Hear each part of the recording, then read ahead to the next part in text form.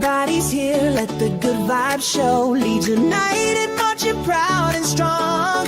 Dancing till the morning, all night long. Oh, we're marching on together, yeah. Good vibes rising, feel it everywhere.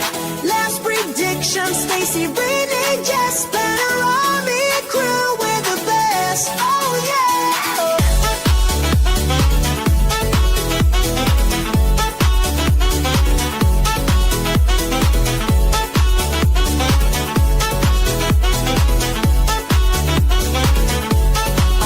Day buzz, we're dancing in line. From previews to reviews, it's party time.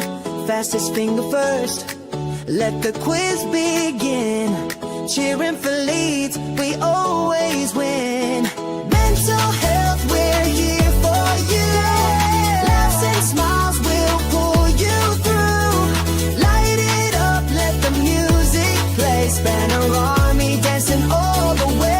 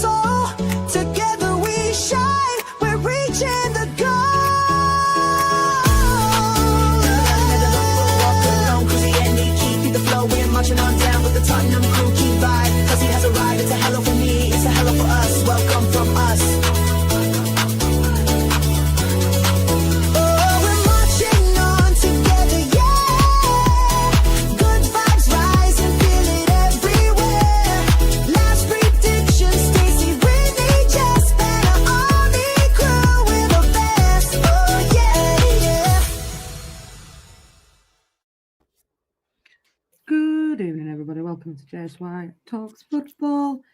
This is a crime night, 100% away from football. 2 weeks of stress-free. Please leave football for tonight. We can go again tomorrow with the football peeps. We've had enough fun day today. Nice just to get into a bit of a nice stream. But before I get into it, let's go to the panel. How are we doing, Stacey, love? Doing good. Last one for the night. Indeed. Cruzy, how are we doing, love? Glad this is on. It's a little football, like you said. Won't go there. Yeah, all good. Looking forward to this. Yeah, it should be a good one. We missed you last week, Cruz. I know, we're asleep, wasn't I? It was a long. It was a long weekend, though, wasn't it? Friday, Saturday. Put that banger bus out, hadn't you, for weekend? Do you know what I'm saying? You had to go to Sheffield. I'm surprised it got there in one piece. How many pieces did you have? I'm surprised it got there and back in one piece. Not going to knock him, he's doing all right. You know what I mean? Might take him on Tuesday for a funeral. That's the Doncaster. The dog's fucking coughing over us somewhere. Yeah, that's Doncaster, though. Big up now. Indeed, it is pinned to the top of the chart, like, just not today, not this evening. We'll go again tomorrow with football. Hi, big up, guys. This is football free. Thank you. Unless this part starts playing their balls, then you know what I'm saying. First one he caught, though, on the jury, that's spelt wrong. Isn't it? Silence in court. So look, Jill said this is not spelling court, okay? No, you've got to be spelling it right. Big up, Kevin. Big up, Drew. Angels. Before we get into it, does anybody actually know this case in the chat? Yes. In chat. I thought she meant you. I thought she meant me as well. We're all familiar with it. Renee's familiar with it. But it'd be interesting to see if anybody in chat is actually familiar with this one. It's an interesting one for sure. It is because it divides opinions, doesn't it? Yeah. Mm-hmm. Big up to everybody locked in here. Make sure we're smashing a like up on both channels, yeah? Bomber. That is true. Lock your doors up, pull up a chair, and let's go with the crime. I like that. I never brew. All my kids have a coffee. Coca-Cola. I have nothing at the moment. Let's put some cans in the fridge. Orange juice. What the fuck just fell? Oh, Hang on, I'm supplied. He has the I've one. got cans in the fridge. Oh, not just that. Got me biscuits as well. A big box of biscuits. You know, we having a picnic, ladies, or what? nice. Oh, the hazelnut ones. Noodles. What kind of biscuits are they, Suze? Hang on, better to show you that. Hazelnut. Oh, those look nice. Damn you. Yeah. You nice. enjoy those. Have one for me, please. I have to hide them because everybody eats them. Mm-hmm. Yeah, I know that. Why does she have to actually, come with that? I've got She's snacks. fucking hell, help me. Hey, I've got some water. Good snackies as well. Why do I Mine got not- food? I haven't really eaten for the last couple of days. Mentioned properly. little biscuits, and I remembered I have German biscuits. Yeah, ain't it? Alison, yeah, look at that. I'm putting myself to bomb so nobody has to see my face. Bomber. Yes, that's good. And Joe's comments, I did. Yes. Yes, but you're talking about it unless I'm reading it again. Now I'll let you read it, then I can I dig knew into you it. were going to say that. You've got a better voice than me. I go so fast and I upset people. Me. We'll just stop after every slide and we'll discuss it. All right. As it's you. So, Yeah, but you've got a better presenting voice than me. I get nervous. You know what it's like. I don't get nervous neither. But anywho, You fuck. Do you fuck? actually, when it Oh, comes Jules, to the don't crime start tonight with stuff like that. Just don't. part- Oh, no, Joe. We're going to out with Right. it. Jules. Ryan, Jules, behave. For fuck's Right, let's sake. now stop explaining. We'll be on. Oh, God. Help me. And I do have Barca on my phone. Anywho, looks swiftly like so. Understanding Michael Stone, who has been convicted of killing Jess. Lin and Megan Russell. There we go. Lin and Megan Russell. Attempted murder on the other daughter because one did survive the attack. The daughter survived. Rosie. He killed. Do you know what? The evil bastard as well killed the dog. Yeah, was Yes. it Rosie that survived? Rosie. What's the name? Let's have a look. Well, It'll be on I'll there go to anyway. the first slide. So, But introduction. you're there right now. I don't know how old he is in that picture, by the way. But he looks old. Quite young Dead, in that doesn't one. he? It does. Yeah. There's nothing to him, is there? Neither. That's a There's... passport photo. You That. wouldn't believe him, would you? Like looking at him. No. Fucking hell. You just look at him and you think, he looks a smackhead. Yeah. But does he look that brutal that he could whack him over the head with an hammer and kill him? No. I don't know, but we'll get into it. We'll get into it. All right. Okay. So I was reading Joe's comment, that one. So Michael Stone, born Michael John Goodban on the 7th of June 1960, was convicted of the 1996 murders of Lin and Megan Russell and Josie. attempted murder of Josie Russell. He was sentenced to 3 life sentences with a tariff of 25 years for the Russell killings. Stone maintains his innocence and continues to contest his conviction. His legal team argues that the serial killer, Levi Bellfield, could possibly be the true perpetrator of the attack. In February 2022, Stone's solicitor said that Bellfield had confessed to the murder of both Lin and Megan, although the truthfulness of the confession remained in doubt, and Bellfield later claimed he had confessed for a cash payment. In July 23, the Criminal Case Review Commission declined to refer Stone's case to the Court of Appeal, saying that it had identified no credible new evidence or information. Sorry, this decision was under review as of October 23. Wait there, Stacey, right? So this decision is still under review to this day now. Mhm. So how much evidence is there in there that they've got to go through? And anyway, if there were no to review, they'd have come out and said, Yes. case closed again. Just saying, by the way. Carry on. Why is Stacey. leaving it so long though? I mean, I don't understand that. What we in? 2026 now? What we in? 2025? 25. 2025. We're going on 2 years now. everything. They still haven't managed to review that after 20 years, like 2 years. So how much evidence is this going on in there? Because there must be somewhere for them to be still under that decision under review. It's not over murder, look. Police suspect Stone may be responsible for an unsolved murder. I'll wait for you, stop chilling. Oh, sorry. I've got to get that out of it. Police suspect Stone may be responsible for an unsolved murder that occurred in Maidstone in 1976. And prior to the Russell murders, he spent time in prison for violent assaults and armed robbery. Right, stop there, Steve. So his background's assaulting and robbery because he's a smackhead. He is a junkie, right? Yeah. Okay. Now, you can suspect somebody, Stacey, but they never proved him of that 1974 case. So that's epidemic for me because he never got proved of it. You know, whether he did or didn't do it, they still haven't pinned that on him to this day. See, this is, Ryan, where you have to come in and listen to both arguments before you convict him. Pass judgment. Ryan, so listen, what we're going to say is listen to the case. Listen to all of it first. At the end, we're going to get everyone's opinion at the end. And that way, you can listen to it, you can see what we bring forward, and then we'll get your views at the end. Agreed. And I'll give you a win. So, next slide. So, early life. Stone was born as Michael John Goodban, in the Royal Tunbridge Wells, Kent, on the 6th of June 1960, one of 5 children. Although the name of his father was registered and therefore given on his birth certificate as Ivor Goodban, there was uncertainty over the true identity of his father, and Stone regarded a different partner of his mother, Peter Stone, as having been his father. Both men denied that he was their son. Stone had a turbulent childhood, suffering domestic violence in his family home before he was placed in a care home, where he was abused. As a boy, he had also been beaten with a hammer. Stop there. And witnessed. Stop there the second, Stace. Right, so as a boy, he would beat him with a hammer. Now, did he have an obsession with hammers after that then?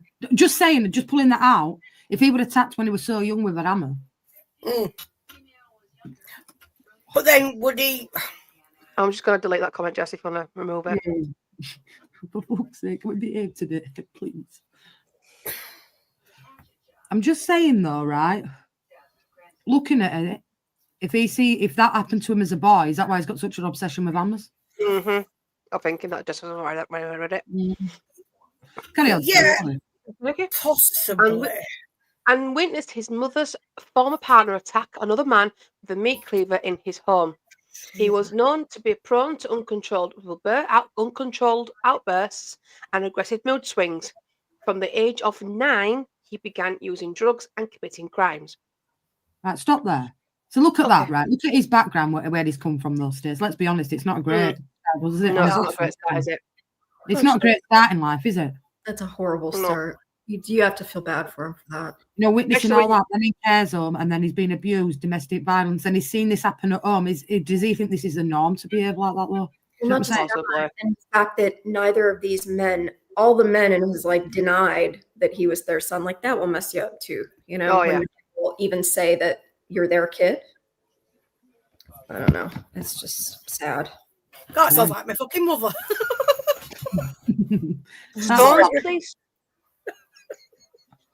Can I continue? Yeah, go upstairs.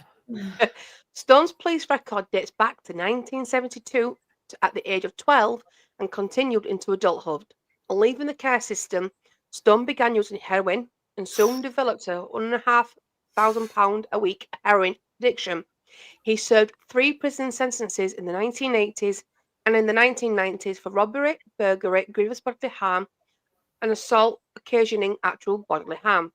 He was known to carry weapons, including knives and guns, and would also attack victims with ammonia squirted from a Jif lemon bottle.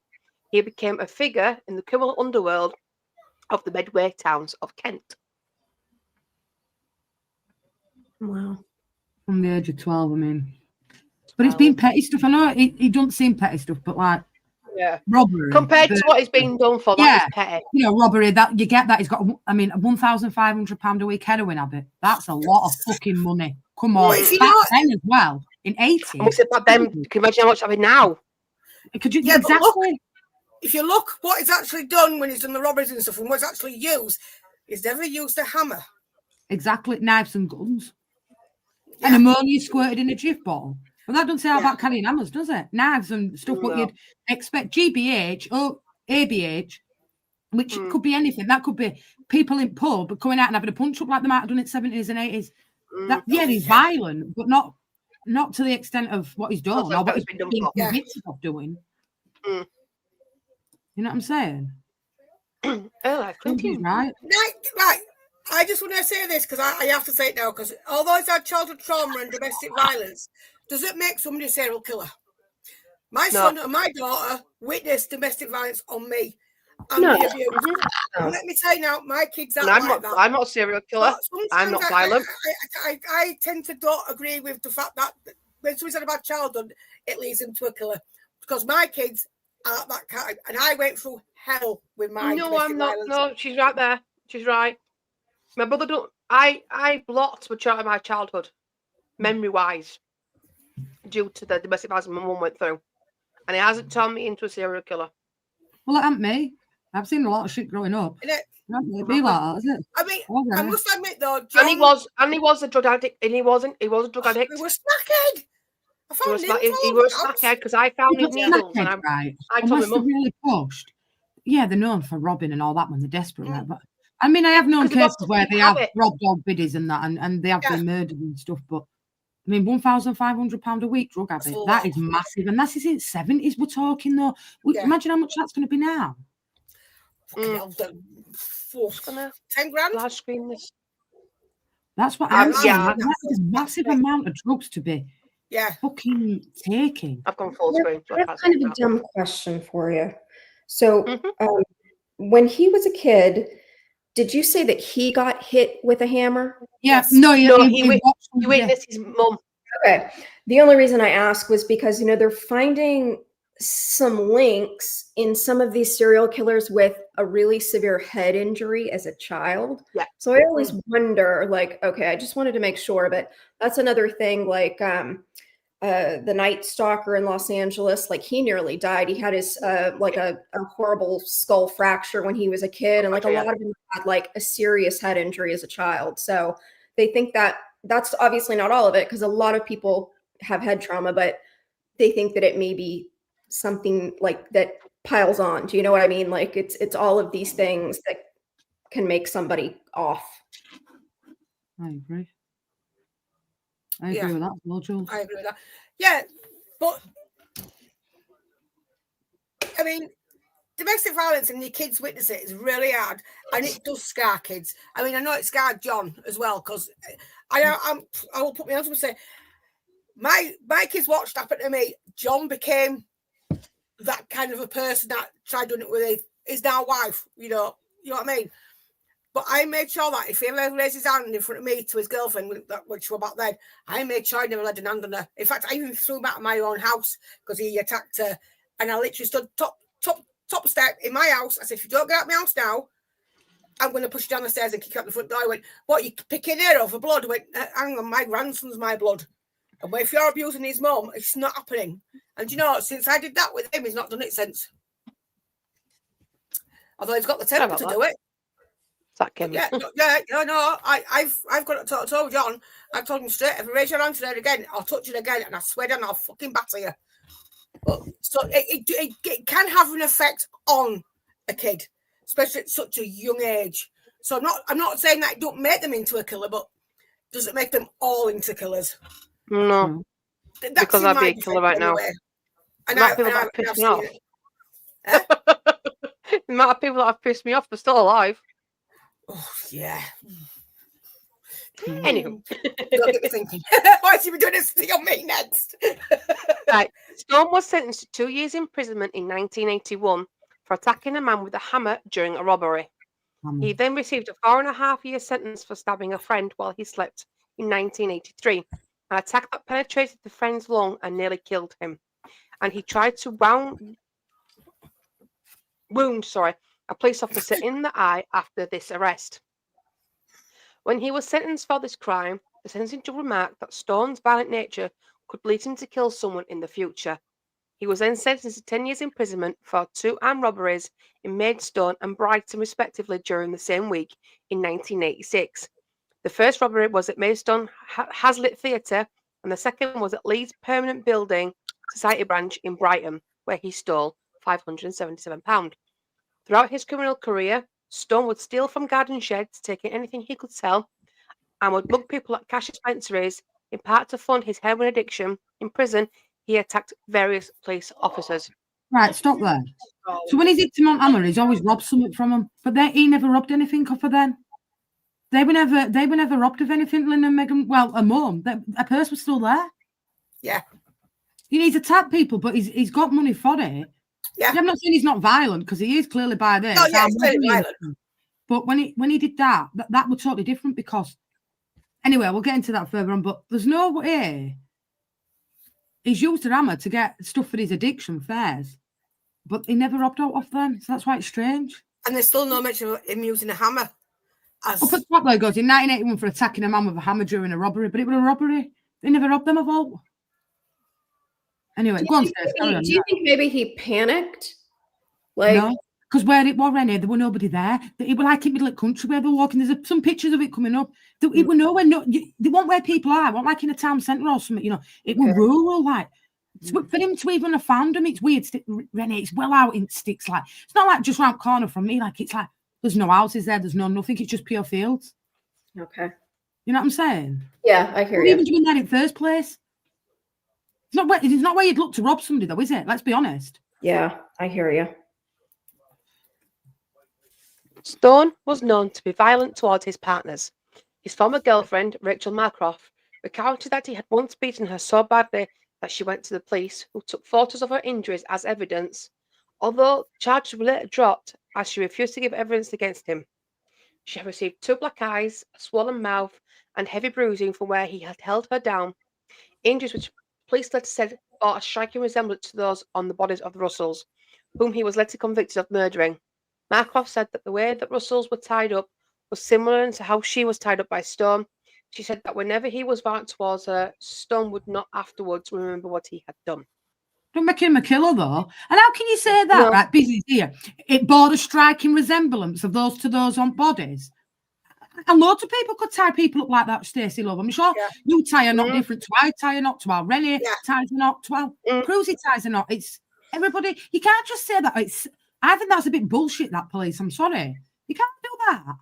No 2 persons same. Surely. No, if we all put on it now and put a tie thing on, we'd all tie it different. Surely. Yeah. Oh, yeah. Yeah. You know what I'm saying? I think that's a bit of a piss. All that by Busy saying that. I can do Tony's tie. Tony can do his own tie. Stacey does a tie. And I do it different to Stacey because she does it different to me. How can you then compare that and say, well, actually, you can't compare. Was I different to one of his ex-girlfriends that he bet up? That's fucking piss poor. Go on, Stacey. Carry on. That's piss poor. Yeah. Stone was released from prison in 1993. Prior to the murders, he had received support for his drug addiction and mental health problems and was under the supervision of the National Probation Service. He had a history of severe mental illness. Stone had been sectioned to a mental hospital in Hull in 1994 and was diagnosed with personality disorder and paranoid psychosis. His conditions were controlled by regular injections of medication, but his treatment was affected by his overuse of heroin. The hospital at which he was detained had to pass him into a care of another health authority as they found him too dangerous.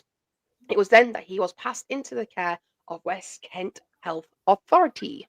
Because nobody wanted to deal with him, Stacey. They just passed him on, even though they knew he had all these psychosis and stuff. That's crazy.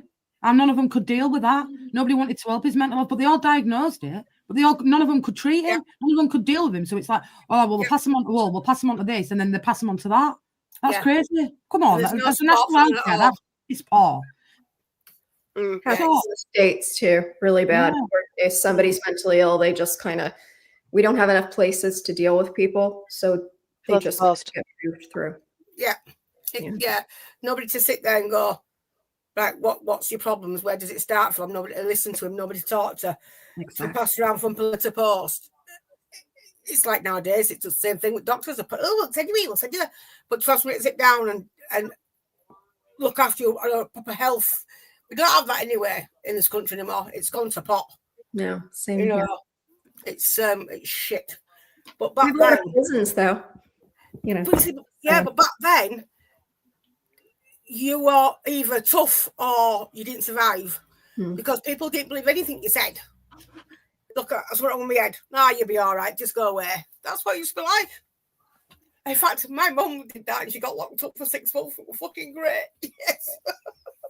Sorry. I'm just sad. No. Police suspect Stone of have killed Francois Gigot, who was found stabbed to death in a park in Maidstone in 1976. Gigot was a 65-year-old Guernsey man who was a former special constable. Ooh. The motive for the murder appeared to be robbery, since Gigot always carried around a large amount of cash, yet he only had £3 on him when his body was discovered. He died from multiple stab wounds to the stomach and of head injuries inflicted by kicking repeatedly. His body was discovered near Maidstone East Railway Station, very close to Stone family home at the time, and very close to the probation hostel Stone was staying in. Stone allegedly later told a psychiatrist that he was responsible for the robbery and murder of Gigot. Stone was a suspect and was questioned about the crime in the aftermath, and he was questioned about the murder immediately before being charged with the Russell killings in 1997. At the time of Gigot's murder, police announced that they wanted to speak to 4 youths who they thought could have seen Gigot or his murderer. Stone was 16 at the time and a prolific offender. Stone has been known to attack policemen. Yeah. Shall I continue? I'm just thinking there, those days, right? Yeah, all right, this is all circumstantial, those days. They never proved me. Yeah. You might have lived that corner from, there might have been 4 youths. It might have stopped you, but you also can't prove that he did do that. So that, you know, it's conjecture, innit? And if you look at this like, oh, so it took you how long? And then you thought it was him. I think that's just a bit shit. You couldn't prove that, though, to be fair. They've never proved it. Anyway, yeah, Stace, carry on.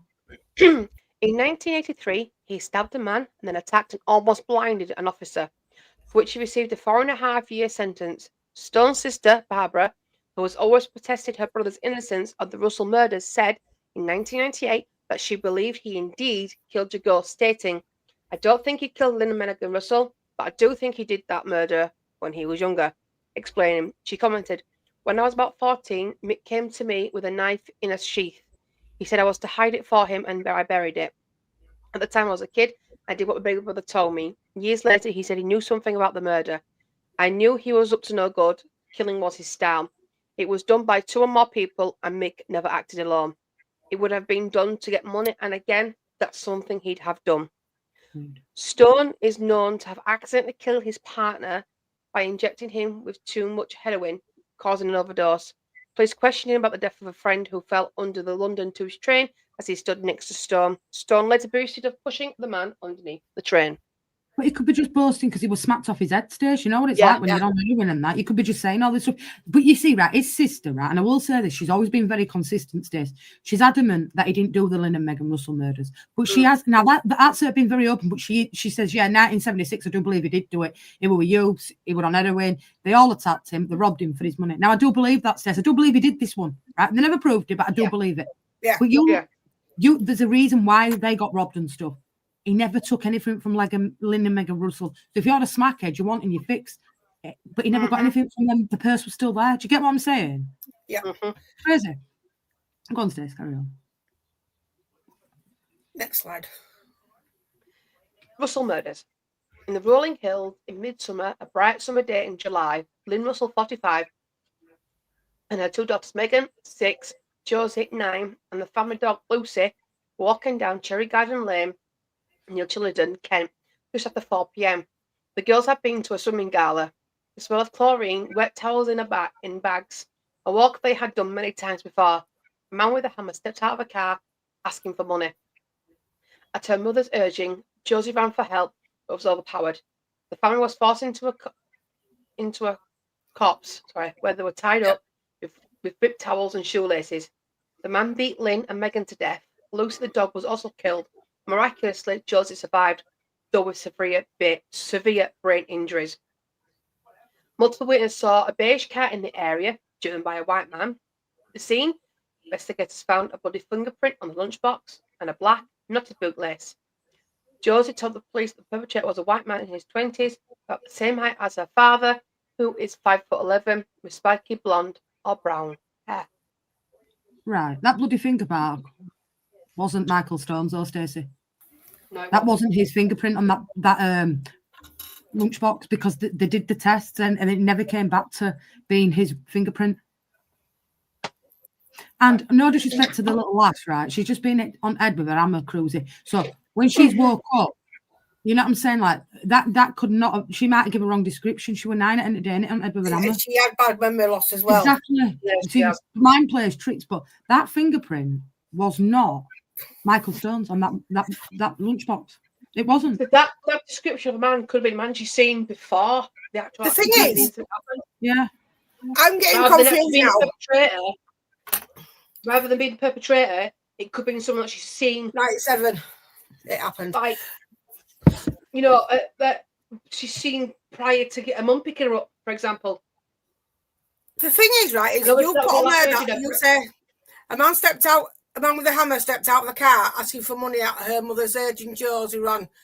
I don't recall that bit. I don't. As far as I'm aware of that, there was walking down it. And he attacked him from behind. That's what I thought. And he attacked him from behind. He went up behind him, attacked him from behind. That's why I'm a bit. I don't know about that, but you'll see why this is convenient with this brown and blonde hair. Look, with spiky blonde or brown hair, so she won't even show what hair. Yeah, that proves that her statement's not. Yeah, exactly. Yeah, he said that it's someone she's seen before. And about the same height as the dad. It could have been taller than that. It could have been smaller than that. Let's face it. Yeah, and then was following me. I believe it's someone that she's seen before the attack. Yeah, not the what she's describing is not the perpetrator. It's describing someone she's seen beforehand, and that's probably the only memory she's got because, like it says, she's got severe brain injuries. Yeah, she still has it. She's got severe. So no one knows if it's someone she's calling from something else or it's the perpetrator. We can't say definitely it's the perpetrator she's seen. True. Yeah, it's not a cohesive ID. I mean, that's the girl we're talking about with Atal. That's the family. That's the dog that he killed. Oh. That's still from. I do not know how she survived. No, she's a lucky girl. Very lucky. Very lucky. It says the fight with him, didn't there? The fight, it might have been far. It might have been Dad, yeah. That's the first thing to do, though, when it comes to a family killing of this, anything really, the first person, the suspect, is always the spouse. Always. That's the first suspect they go for is the spouse. Which, because I'm not highly familiar, but the documentary I watched, even he said he knew when they were speaking to him, he knew what their questions were going to be because he knew in a case like this, they always suspect the spouse. So he knew straight away that he was going to be considered a suspect straight away. Oh, yeah. So, yeah. It's amazingly, I don't know if you mentioned this, though, how close they were to the actual home. Yeah, they weren't far. When he realised they were missing. Yeah, when he realised they were missing, because the documentary I watched, he said that he phoned one of the friends, because the kids were friends and they went swimming together. They said, no, she didn't. They walked. And when he went looking for her, he actually states where they were found, he had driven past not long before looking for them. So even that in itself is how close they were. Yeah, you had to get out the car to go into where they were to find them. Yeah, they were hidden, but he had driven past where the bodies were found. Yeah, just down the lane a little bit, wasn't it, to the side where the family. So you wouldn't have seen it as a motorist driving past. No, you wouldn't have seen it. No, unless you're walking that path. Yeah. In July 1997, police arrested 37-year-old Michael Stone for the crimes after tip-offs resulting from reconstruction on the Crime Watch television program.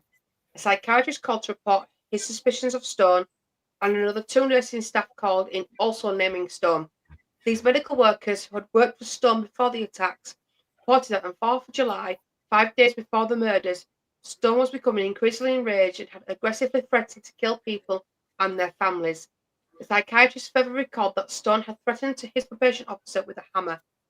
The psychiatrist also told police that the threats were so aggressive that they made him fear for his own safety and for the safety of other employees, and that the fantasies related by Stone seemed to tally with the nature of the attacks on the Russells. Yeah, seemed to tally. One, why were he out? And 2, right? Just because I say, how many people have said it as a figure of speech? I could kill you. Don't mean you go do it. Yeah, deal with me. Don't mean you've done it. We've all done Daily, it. it's daily for me. Kill you. We've all done I'm it. gonna Come on, kill everyone dogs. said it in past. Don't mean we've gone and done it, Stace. And if that were the case and they were that frightened, why didn't they resection him then? Why? Yeah, exactly. Come on, they're not just as culpable as well. If he did do it, none of them Exactly, motherfucking they should be done as well. And then they wait a year and go, oh, actually, we've had this conversation. I thought as all this, you had private confidentiality anyway, patient confidentiality. I thought that as doctors. I thought the only reason they could get it is if they get a warrant or die, and then they see a medical record. So they've already broke his fucking patient confidentiality anyway. If it's not true, they've broken the laws. Exactly. And if they all thought this, why didn't none of them say out to police before the Crime Watch went out then? Yeah. Come on. Nobody had a sniffer with what? This was a year later, and then they all ringing up saying, well, actually, you know, we've had this bloke in today and he said he was going to kill somebody. How many more of us have said it? Saying it doesn't mean you've done it. Fucking hell. Exactly. I mean, also, he said aggressively threatened to kill people. Oh, no, I've lost it. I know aggressive would help. About threatening his police officer with the hammer. How the fuck did you get the hammer from? Why didn't you do that? Why didn't you go to police? Threats to kill? Exactly. Do you know what I mean? No. When you've got a psycho coming towards you with a fucking hammer and you're going, I'm going to kill you. Yeah, I've got this. Yeah, nah, you're phoning police. I'm sorry. No, you wanted to deal with him. That's why. Lazy. Yeah. Again, lazy fucking NHS don't want to deal with the problem. Pass the fucking problem on. Yep, that is full stop with mental health. It is fact. Nobody wants to deal with you. It's so much of a fucking problem. Yeah. I'm sorry, but it's true. Yeah, it's true. You're a problem. Yeah, basically. Stone had told psychiatric nurse that he dreamed about torturing people and that he fantasized about killing children and running about in woods. He further added that he felt like killing children while walking in woods and that when he passed by children, he felt like killing them. And also claimed to have attacked people with hammers. He had also said that he was angry at the world and was going to do something bad. Stone had also apparently begged to be admitted as an inpatient to a psychiatric unit at the time, but he was refused as he was seen as too dangerous. In his outbursts, how can you be too dangerous? Don't stay right. But it was refused as he was seen too dangerous, right? And you've refused somebody that's come to you and said that you can't. How can you refuse somebody that's come to you and saying it to you? Exactly. Why aren't these people being done? Why aren't these people being done? They knew he was dangerous. They should have took what he was saying. Look, I'm dangerous. I'm telling you I'm dangerous. You know I'm dangerous because according to what you're reading there, to me, I was like, yeah, we know you're dangerous. It's here in black and white, but yeah, you're now telling us you're dangerous. We're going to do fuck all about it. Dog, fuck off. It could have gone in Broadmoor at the time, Stacey, if we were that fucking... If we were that gone in brain, why didn't he get sectioned to Broadmoor or something? Exactly. Come on, Stacey. The new... It's all right saying he dreamt about doing it. It's all right saying he fascinated or whatever he envisaged doing it. Did he actually do it? Because all this seems a bit convenient, what they're saying. Because they didn't say any of this before, after they'd been killed. If that were the case, and this were a couple of days after they'd gone into that room, right, and had this conversation, yeah? As a clinician then, why didn't they ring up police then and say, well, actually, I've had this bloke in and he's been saying this, that, and other. Why wait for Crime Watch a year fucking later and then say something after ringing busies up? Come on. A little bit iffy. They're not doing their job because they're not informing police that he's a psycho. They're not police like that. They were lazy. Let's be honest. How many claims are coming out now about iffy police work? They're fucking lazy fuckers. And that's it. That's disgusting that he's gone there and told them and they won't do what about it. So they're just fucking bad if he did do it. You're the root cause of it all because none of you wanted to fucking deal with him. Could have prevented it. Sorry. No.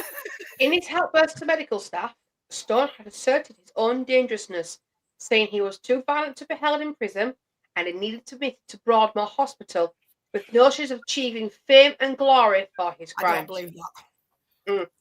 It was known that Stone had also tried to admit himself to a psychiatric ward the day after the killings. Psychiatrists told the police that Stone fitted the e-fit and the police description of the murderer. A friend also rang police after reconstruction to say he believed Stone looked like the e-fit shown on the programme and reported that he had recently been acting strangely. Another friend said he had seen him wearing blood-soaked clothes on the day of the murders, although Stone said that was because he had been in a fight. Shortly before his arrest for the murders in 1997, Stone had threatened to kill his sister and one of her children and smashed up her car. Stone attempted suicide at least twice while on remand. But if they thought that the day after the killing, when he tried to go in there, right? So when he went in to try getting his section, Stacey, right? They never did anything, right? They didn't ring police after that, right? A day after. They waited a year later till Crime Watch comes out. And they says, actually, we've had this bloke in. And he said that he looked like a Ethan, yeah? And how many other blokes look like that Ethan? And you'll get what I mean in a minute when we come up to it. So don't tell me he just looked like that Ethan, because that other person who I think it is does look like that Ethan as well. That is absolute bullshit, that is bollocks. I'm telling you, Susie, there's something stinks. Come on, a year later. All right, yeah. But who's to say when he did that with his sister, he's just not had a psychotic outburst? Because they're saying she's still stood by him, and she still talks and then about it. A year later, said, actually, do you know what? I see him in bloodstained clothes. But you can remember that back a year, can you? You'd have phoned up same day, Cruzy. Come on. Actually, do you know what? My mate, Michael Stone, he was covered in blood the day after, the day it happened. Yeah. Nobody said all. A year later, though, when it goes on to Crime Watch, everybody's starting to say this name. Oh, actually, yeah, I remember that. That happened on that day. Come on. Yeah. One stage, you can carry on, mate. Sorry. No, that's the whole point. Stone had no alibi for the days of the murders, saying he could not remember where he was, as he had been taking so many drugs, and because more than a year had passed. He said that he could recall the week before the murders and the following then. And on the day following them, sorry. But not what he was doing on the day itself. He continued to maintain that he could not remember where he was on July 9th during both his trials. Our receipt shows that he was definitely at Cash Converters in Chattenham at 12:21 p.m. on the day, putting 40 miles away, although he could have travelled to Chillenden by the time of the murders, which occurred at approximately 4:30. Oh, sorry, 4:30 p.m. I'll do it correctly. 40 miles. Cruisy's better asking, like 40 miles. Yeah. What's that, 40-minute drive? Then you'd say a minute a mile? From where, if we're going on that he has done it. So he wouldn't Cash Converters. 43 miles away from Sheffield, so it's about an hour's drive. Right. So say he wouldn't Cash Converters at 12:20, whatever they were doing in there. He could, in hindsight, with the time, made it. I'm not saying he couldn't. Yeah. Trying to be both ends, you know, like. But that is true about being on drugs as well. You do have brain fog with it, especially on heroin and stuff like that. So that is plausible. Listen, I can't. If somebody said to you, Stacey, can you remember what you did exactly this day, this time last year? Could you remember? Because I know I can. No. Look, I don't think any of us could. See, this is where it gets really a little bit because he's 40 miles away at 12:21. It takes about an hour, depending on roadworks, whatever you're going by, car, bus. Talking by bus could be 3 hours. Because you've got to think how many times it's going to stop. Train's the same. It could take less, but it still stops. But how does he get from the bus or from the train to the place he was at if he didn't drive? Have a car, you're fucked, because for the start, they said he got out of a car. That were Battery. Stone didn't have a car, right? But he never had a car. It's epidemic because, to be blunt, they've all said they see this bloke getting out of this beige Sierra, I think. Yeah. Right? But if Stone didn't drive, which exactly. It never says in here he did or he didn't have a vehicle, to be fair, right? No. Then how did he get there? Because you said he come out of a car. There's no way. Where's he put the hammer? He ain't going to be walking around with an hammer on a bus, is he? Come on, let's be honest. He's got to have had a car. No. Go on, and if he's got that with him and he's walking around, he's got to go from where he is 40 miles away from where he's going to now. Why did nobody spot with the hammer? How did he manage to get from A to B? Exactly. And especially where it is as well. Come on. Yeah. Too many inconsistencies. There's too many holes. Like the fucking lid have a cheese. Holes. It's not clear cut, is it? This is why I wanted to do this one, because it does start an opinion off, to be fair. Yeah. Because you can't, well, we'll get into it anyway. Go on, Stacey. We'll carry on. We'll be here all night. A detective on the case later stated that it was possible that, in the haze of drugs, Stone could have forgotten carrying out the attack at all. Stone told police he'd never heard of Chillenden, but friends testified that he knew the Chillenden area like the back of his hand. Stone has spent a short time at the East Street Children's Home, 2 miles, 3.2 kilometres from the murder scene, as a child of 8 or 9. A reason for Stone being in the woods near Chillenden on the day of the murder could not be established, as Stone lived 30 miles, 40 kilometres away in Gillingham. Police said that as Stone financed his drugs habit by burgling homes, stealing lawnmowers, mobile generators, and other items that he hoped to sell on, he could have been in Chillenden in order to steal something. Yeah, it could have been, but going and stealing lawnmowers and burgling arms and generators is totally different, Stacey, from whacking somebody in the head with a fucking hammer. Yeah. Come on. Yeah. You know what I'm saying? Yeah, he might have been there to rob old lawnmowers. Fair enough. But you can't say we're there to go do that to them. Fucking hell. Look, too many- fucking lawnmower. Coincidence.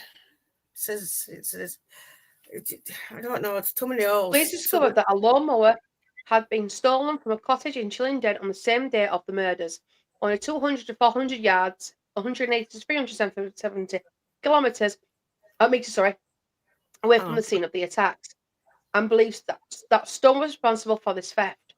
He was known to have tried to sell a lawnmower to a relative shortly after the murders. It was also speculated that Stone could have decided to rob Lin Russell in desperate need for money to buy heroin. Stone was known to have always carried a hammer in his car. But there's no mention of that in his car. Where's the car come from? Because it doesn't mention about driving a car. And speculated, it says it on there, it was also speculated that Stone could have decided to rob Lin Russell. And that's what you think that happened, Bizzies. That's not what could have actually happened. You're just saying that because he's a druggist, so it's easy to say.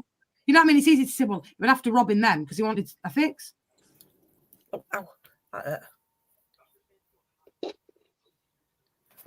A key witness in the case was a woman driving on the adjacent road who said she had seen a man hurriedly emerging out of a junction by the murder site in a beige car. She said that she could tell he was angry and that he kept looking back at her in his wing mirrors. It was this woman who later helped police create the e-fit of the suspected killer. Another witness recounted driving past a man acting strange nearby, not in a vehicle, but holding a claw hammer in his hand and looking agitated. A claw hammer was found to have been the weapon used in the attacks. A third witness also testified seeing a beige car parked by bushes nearby, a Ford Escort, and said that when he took his dog for a walk to the same spot half an hour later, he found a string bag with strips of towel in it which had been used to restrain the Russells, and which was smeared with their blood. Curiously, Stone owned a white Toyota Tercel at the time of the crime, and there are no records showing Stone as the owner of a beige car, like that which various witnesses have reported seeing. However, some of his friends claim that Stone did once drive a beige car that matched the one seen near the scene. Despite this, the only witness who is known to have definitely seen the attacker, surviving victim Josie Russell, maintained that the attacker had been in a red car, and Stone himself said that he owned a red car. Right, 1 minute, Stacey. Right, so me and Cruzy can both drive, so can Rennie. Say, you're in your wing mirror and you look what's behind you. How could she tell you we're angry? What, by his facial expression? So he's driving his car behind and she's looking in the wing mirror and she can tell that he's angry by that. Really? Yeah, I can tell. I will say that when people get real road ragey here, you can definitely tell when they're looking at you in the rearview mirror and like holding. I don't know. I do know what she's talking about. I've seen it, but I mean, it's more road ragey over here. So, you know, you've got here 1 minute somebody's saying a beige car, then you've got somebody saying a red car. Yeah, now that's Stone saying he owns a white Toyota Tercel. Yeah. There's three different skin colours here, Rennie. You've got a white, a red, and a beige. Beige is a cream, innit? White's for white. Yeah. And then you've got here, right? 1 minute, here it says nearby. So we've got a Ford Escort there. Now we've got a Toyota. Well, they never said it was a Toyota. They said it was a Ford. So he had a Stone owned a white Toyota at the time. But that up there, a third witness also testified seeing a beige car parked by bushes nearby, a Ford Escort. But it already says there Stone owns a Toyota. So that on the car alone, that eliminates him. None of that is conclusive to say that was definitely Stone's car because you've got 3 different cars there plus 3 different colours. Yeah. So she's driving in her car. See, this is me. We're not talking about roads in America like you guys. We're talking about a country lane. Yeah. I hear you. I drive country lane. Doing a country lane, I always look in my mirrors, but I never take my eyes off the road for more than a second. Quick look. Because you don't know who's fucking flying around the corner at you. You know, and if she's driving and she's looking in the mirror, why is she not watching the road? And she's concentrating on the mirror. Because I would not drive a car. Got right up her ass, apparently, the car like just pulled out and it was right up her ass, the car. Because I've seen the reconstruction to it. But I do believe going on this is the evidence, by the way, what these have said. No disrespect, us four have all got lots of things wrong in life daily. We all do things and we get wrong or make mistakes. So who's to say them witnesses haven't made a mistake? Never, because for me, it's not even consistent. There's 3 different car colours, Renee, 3 different brand of cars. So what it a Ford, what it a Toyota, what it red, what it white, what it beige? It's a bit too much for me, that. It's not all 3 of them had said it was a white car, or they hadn't said it was all a red car. You've got Megan, the last who got hit on the head, Josie, saying it were red. You've got a witness saying it were beige, and you've got Michael Stone who's got a white car. So who's to say she's saying that it was actually Spud. He was recounting driving past a man acting strangely nearby, not in a vehicle, the road, no car. Hammer. She was looking in a wing mirror. So why was she looking in a wing mirror, not driving? And then it says in here, though, as well, another witness recounted driving past a man acting strangely nearby, but not in a vehicle. But then they're saying he wasn't in a vehicle. So that's all contradicting itself, in my opinion. Exactly. What's the problem with witnesses? You can get it wrong, Renee. Oh, yeah. Hey, listen, no, right. I find it funny, but Drew is right. 1 minute, let me just clear this. I'll get it come back at me. And 2, honestly, we'll try to take this seriously with crime. Like, I know you're not used to it with us, but we're seriously we want to try and make a real good go of this one. So don't worry, Norm, it's all good. Go. You're right, Steph. Okay. Yeah, I was waiting for you to finish your conversation. At the crime scene, a fingerprint impressed in blood was found on the lid of Josie's lunchbox, which was inside a zipped-up bag. And hairs were found that did not belong to any of the victims. A black bootlace that was blood-stained had been used in the attack. Stone was known to use a bootlace as a tourniquet to raise the veins in his arms when injecting drugs. These items were scientifically tested using the techniques then available, and no link was found to Stone. Stop there, Stace. Stop there. Right, yeah. And how many junkies do that? Use that same modus of jacking up, Stacey? Come on, lots of drug users. 90% would either use, I don't know, one of them tight things, or they use a shoelace. So you can't really say 100% he's done that. And 2, there were no. Oh no, chill, man. It's all good. All good. No, it's all good. Don't worry. No, 2. No DNA found on that shoelace of Russell of Michael Stone. There were no his DNA went on there.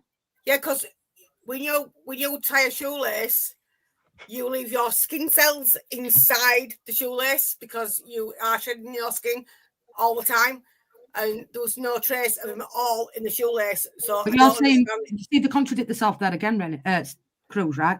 Because they're saying 1 minute they use it as a bootlace to raise his veins, but on the other hand, there were no DNA evidence of Stone on that shoelace. So you can't have both ways. 1 minute say it is, and then next when DNA evidence says it in, to say, well, then, do you know what I'm saying? Like, yeah. Do you know what I mean? Yeah. Norm, you can't leave. We like you. Listen. Yeah, Norm, it's all good. Chill out. It's all good. Chill out, man. We're grown adults. We can take a laugh. I'm fucking funny. Go on, Stairs, carry on. Anyway. The blood-stained strips of towel and string bag were also scientifically examined, and no link was found on these to Stone either. The fingerprint on lunchbox was conclusively found not to belong to Stone, as it did not share his distinctive fingerprint pattern. Although it was determined that it could have been Lin's fingerprint, yet the scenario would have meant the victim would have had to have left the fingerprint on the lunchbox before the attacker zipped up the lunch bag, again, as the box was found zipped up and closed when the police arrived at the scene. A full DNA profile was compiled from the hairs found at the scene by the police, but no match was made to any known person. It is not known for certain whether the hairs belonged to the attacker, or as they could have gotten into the girls' clothing when they were at the swimming gala. See, that's plausible. Evidence those days. Yeah, the hair. That is plausible. Yeah, of course it is. Of course it could have been anybody's hair, but not to find any DNA evidence. And if he's going to whack them with hammers, mate, there's going to be something there, and absolutely nothing for Stones. And if they're saying that shoelace or they found it and that was what he tied up with, well, surely his DNA would be on there if he tied him up. Of course it would. Especially if it's in his car. Yeah, innit? Come on. And the fingerprinting is because he got him at 13. Well, you got a match 13 points on a fingerprint, haven't you? Mm-hmm. So they can use it if anything less than conclusive. Yeah. So see, brain's starting to work now again. I love this late night shit. Excuse me. A hammer was found near the scene of the murders, although it could not be conclusively determined whether it had been the hammer used in the attack. The day after the attack, friends noticed that Stone's clothing was bloodstained and that he refused to enter their home as usual. They also noticed bloodstains on his toolbox in his car, on a blue sweatshirt. Stone claimed this was a result of him being in a fight.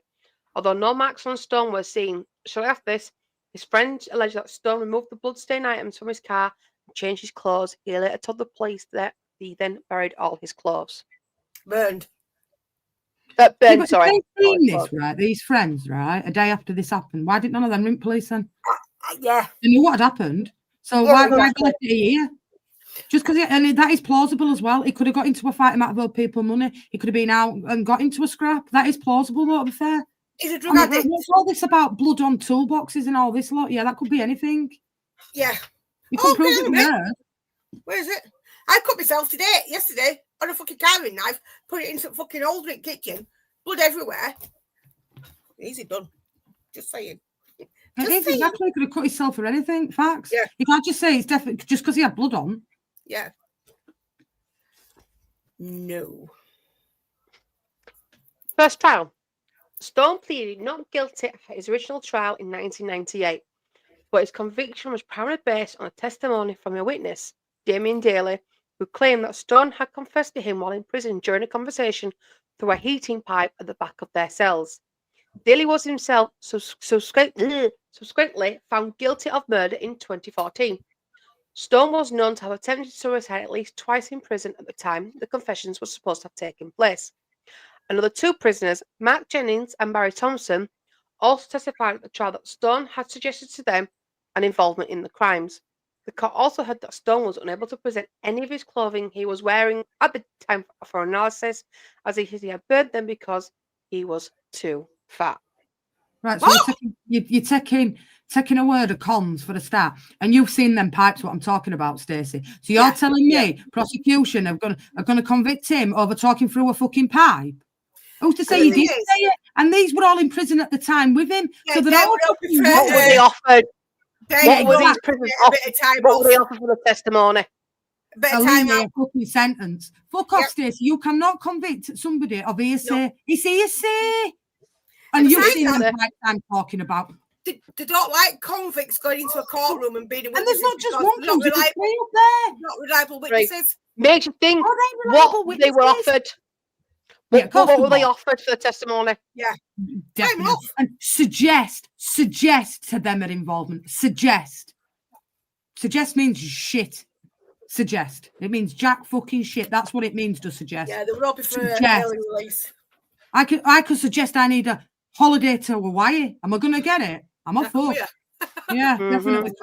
You know what I'm saying? Suggest. It's not definitely. Yeah. I'm taking the word of cons. Come on, Rennie, you know what it's like in America. Taking words of cons. They're unreliable as it goes. They were both in prison. 3 of them were in prison with him. Yeah, and a lot of them, like you said, they'll be offered deals. Of course, because that evidence was thin, so that they knew that somebody saying that he'd been convicted, had done it, somebody coming up and saying, actually, told me he'd done it, would look better in court, because that evidence that they would have gone with, they were fuck all there to prove it. Yeah, anytime you're getting like jailhouse testimony, you have to be kind of cautious about, who it's coming from. Why are they suddenly being so forthcoming? It just kind of gets a lot of questions, I just think that's piss poor evidence, Stacey. And let's be honest, on the evidence alone that they had, they couldn't convict him on that. So they had to get somebody to say they did him. And you're telling me you've convicted him on somebody talking through pipes? Yeah. Do you know when you said that they found the hammer? Near the scene. How could they found the hammer that he'd used if it was him that used it near the scene? If it was actually at the end of the right at the end of the foot. They can't conclusively say it was a hammer used. And two, they said in that last slide, that there were a hammer in the toolbox covered in blood. So there can't have been 2 hammers. Yeah. And he had one in his hand when he was at the end of the lane. So that means 3 hammers. One where Dave got murdered, one in the car, and one in his hand. So it smells bad, man. Taking the word off cons, talking through fucking walls now. I could tell Rennie I'm a serial killer and I've murdered 20 people. Yeah, that's just hearsay. Prove I've done it. Facts. Exactly. Well, as the result, the conviction hinged upon the 3 confessions Stone was allegedly to have made. There was no forensic evidence linking Stone to the crime. The confessions did not contain any material that had been previously reported by the national press. But on the contrary, all the details found in the confession had been published in the national press on the day of the alleged confession, apart from the reference to a shoelace which had been previously published. The DNA found in the black lace, which had been used in the crime and dropped by the perpetrator, moreover, did not correspond to Stone's profile. The case was otherwise simply circumstantial. No evidence at all there. You can see that, Stacey. No. Yeah, It hinged upon 3 confessions of cons. That's what that case was convicted on. With them 3 who were cons, in my opinion, are unreliable witnesses, and that's what they convicted him on. Yeah. Very circumstantial. Yeah. There's nothing. There's absolutely nothing. Unless on the word of 3 cons, you've took that conviction on the word of 3 cons. The jury took nearly 15 hours over 2 days to find Stone guilty by a 10-2 majority verdict. Some evidence against Stone was not able to be presented in court, such as his long record of violent crime and of severe mental illness. The statements from the psychiatrists and nurses who had named Nurse as a suspect after the crime of reconstruction, in which they told of Stone's threats to kill and of his irrational and dangerous behaviour on the days before the murders, was not heard by the jury. After the arrest of Stone, surviving victim Josie Russell had said that she recognised him from newspaper pictures in articles covering the story, but admissibility laws prevented this from being heard in court. Police were also unable to present their suspicions that Stone was responsible for the theft of the lawnmower yards from the murder site on the day of the murder. So you guys over there can have someone guilty of murder by a 10-2. You can do a majority verdict? Yeah. You know, if we don't, it has to be it's got to be a hung jury in it. Interesting. Okay. In America, there's a hung jury in it. Let's be honest, as we all well know, as newspapers or journalists, that information was all in the public eye. So them 3 up there will have just read newspapers, or could have just read newspapers, in my opinion, to say that it said what it said, because it was all public knowledge, and it was all in the newspapers. Them 3 cons will have been offered something like, look, you say, you know, you will be out in a year, say, for example. Yeah. It was all public. Nothing that was told to the police by them 3 was any different to what were impressed. There was nothing new to it. Or in press. Just what was said in press. And generally over here, I'd be shocked if they didn't do it over there, but a good defense attorney would get these people on the stand and start asking, why are you suddenly coming forward now? Like, you know, they can coax it out of them. What kind of deal did you get for this? It's just the goodness of your heart? Like, because they're all corrupt. I didn't mean that. Yeah, I did. They are corrupt. Fucking are corrupt. Well, the cops against convicts. I'm not saying all coppers are worse than convicts. There's not at all. So if anybody coming for me, don't bother. I've got friends who are police officers, and I know they're the best. And they entertain you as a friend with how dodgy you are. Fucking hell. I'm a good girl. The problem with evidence against Stone was simple. There wasn't any. No witness, no forensic evidence. He was 4 inches shorter than the man Josie remembered. Everything was circumstantial. A lawnmower had been stolen in Cherry Garden Lane that day. Stone was known to steal lawnmowers. He was also known to carry a hammer in his car, something he lied about when questioned by police. Blue lace was not was used by an intravenous drug user as a tourniquet. Stone was a heroin addict. Witnesses saw Stone in bloody clothing the day after the attack. Why, says Barbara, would Mick be lingering in a remote... Sorry. 1 minute, Stace, right? So there. Right. How is this even being convicted? No witnesses, no forensic evidence. Yeah, a lawnmower got nicked, but you can't prove it the lawnmower. And because he would have heroin addict, that shoelace were his. It's all like presuming. It's just presuming he's done it, Stacey. It's not. He's definitely done it. It's just, well, this ties with this, so we'll say he's done that. That does with that. That is absolute fucking bullshit. Crazy. Agreed. Why, says Barbara, would Mick be lingering in a remote country lane to rob people? The prosecution relied upon the testimony of a convicted criminal called Damien Daly. Daly was an inmate at H&P Canterbury, where Stone was first remanded. Stone had asked to go on to the segregation unit, McDonald says, because he was being abused by other prisoners, and he was worried one would make up a false confession involving him. In an adjoining cell, Daly was being held on charges of arson and grievous bodily harm. His charges were dropped by Kent police after Daly said that Stone confessed to the murders through a pipe in the wall. Almost all the information in the alleged confession Daly said he heard was already in the public domain. Much of it was in a copy of the Daily Mirror, which Daly had in his cell. And there we go. There we go. We get to the real thing, don't we? Gets his charges dropped. There we go. Now. Two prosecution witnesses, Matt Jennings and Barry Thompson, both convicted criminals, alleged that Stone had told them he was involved in the murders while in prison. Fourth witness, Cherie Batt, told the court she saw him in blood-stained clothes. In October 1998, Stone was found guilty, and almost immediately the case collapsed. Thompson admitted to lying on the witness stand. Batt's mother, Jean Batt, said her daughter had lied. Jennings was also found to have been paid by the son. Yep. The conviction was squashed in 2001 on the grounds that Thompson had retracted his evidence and a real trial was ordered. That Thompson had retracted his evidence? You mean it got retracted because it were a load of old shit? Yep. As it is. Mm-hmm. He was paid. $5,000. Come on. In the Court of Appeal ordered a retrial in February 2001. After 2 out of the 3 prisoners had their evidence discredited. Within 24 hours of the first trial, one of the prisoners who gave key evidence, Barry Thompson, admitted he had lied about Stone, confessing to him, and retracted his evidence. It was also found the second prisoner who gave evidence, Matt Jennings, had been paid £5,000 by the Sun newspaper and promised a further $10,000 before he gave evidence, so his statement was deemed unreliable. However, Stone was convicted. Sorry. Well, that's the only reason he gave evidence. And listen to this, if you're in prison, right, somebody comes to you and says, we'll give you 5 now, give you another 10 when you come out, you just got to lie. Yep. Let's face yeah, it, you take it. Of course, most people you're already in prison. Convictions cost. So they go into prison with full collar, right? They'll come out and they think, well, I'm going to be 15 grand better off and I'm not going to be in prison.